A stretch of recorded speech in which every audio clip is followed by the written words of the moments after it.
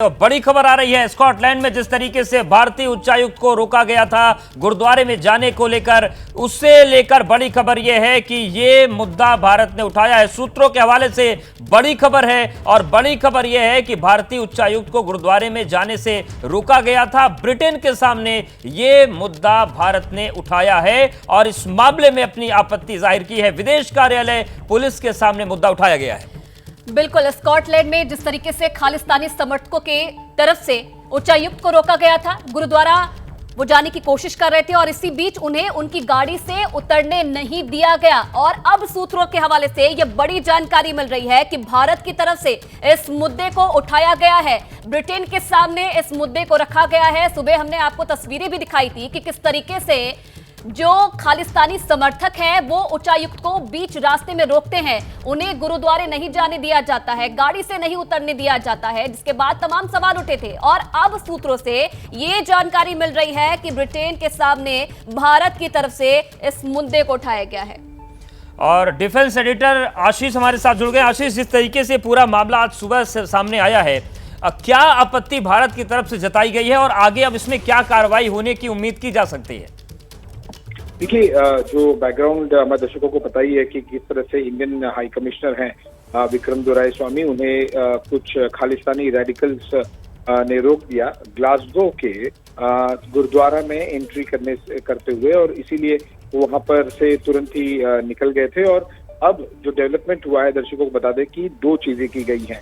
पहला, जो भारतीय उच्चायोग है लंदन में, उससे द्वारा लंदन पुलिस को यूके के साथ में इसे रेज किया गया है, और जो विदेश मंत्रालय है भारत का, उसने यूके के विदेश मंत्रालय के साथ में इस मुद्दे को उठाया है कि आपके देश में हमारे उच्चायोग को एक गुरुद्वारे में जाने से कैसे रोका गया।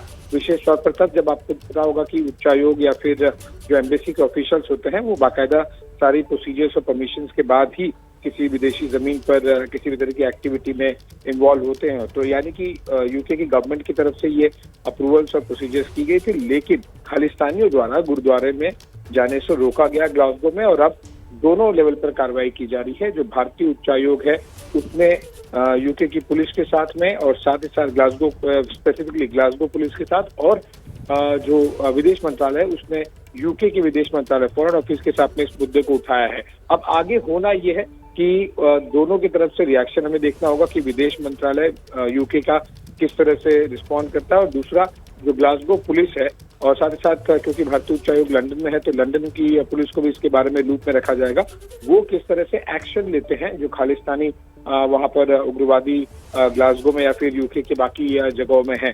ध्यान देना होगा कि यूके के prime minister Rishi Sunak G20 में आए थे कुछ हफ्ते ही पहले, और उन्होंने इस बात का विश्वास दिलाया था कि यूके में किसी भी तरह की खालिस्तानी एक्टिविटी को, सेपरेटिज्म वाली एक्टिविटीज को बिल्कुल भी बढ़ावा नहीं दिया जाएगा, बल्कि उनके खिलाफ एक्शन लिया जाएगा। अब इस पूरे कॉन्टेक्स्ट को अगर आप देखें तो किस तरह से खालिस्तानियों के खिलाफ कनाडा में, भारत में हर डोमेन में, चाहे वो अंतर्राष्ट्रीय राजनीति हो, डिप्लोमेसी हो, इकोनॉमिक हो, इन सभी डोमेन में एक्शन लिया है। तो यूके में कुछ खालिस्तानी ग्रुप हैं, उनकी तरफ से ये रिएक्ट करना रहा है।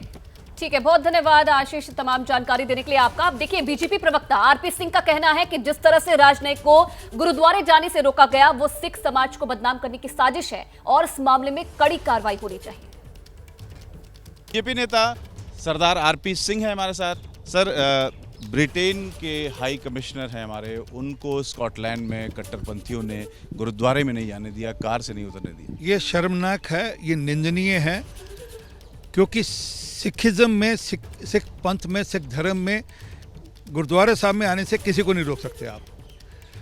हमारे यहाँ तो सरबत के भली की बात करते हैं, गुरु नानक जी तो सरबत के भली की बात करते थे, और आप एक धर्म के व्यक्ति को रोक रहे हैं।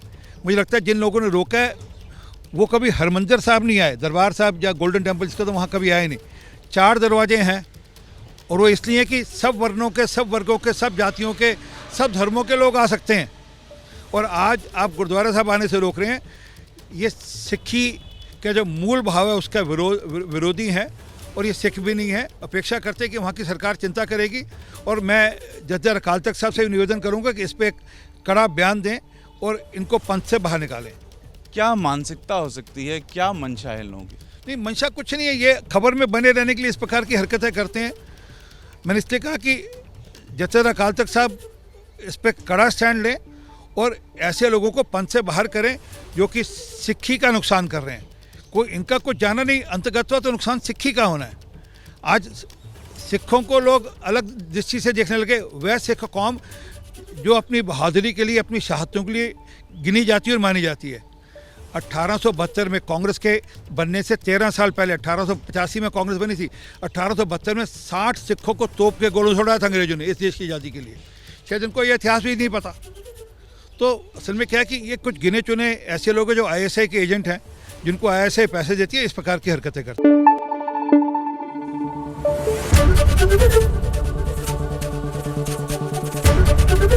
ABP न्यूज़ आपको रखे आगे।